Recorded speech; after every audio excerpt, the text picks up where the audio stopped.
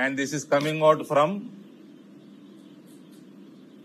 somebody who has demolished his sister's political career. I will make sure your political career also comes to an end.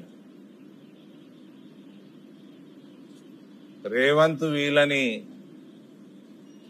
సక్రమంగా న్యాయబద్ధంగా లోపల వేయకపోతే Revanth is already unpopular, పూర్తిగా unpopular అయిపోతాడు.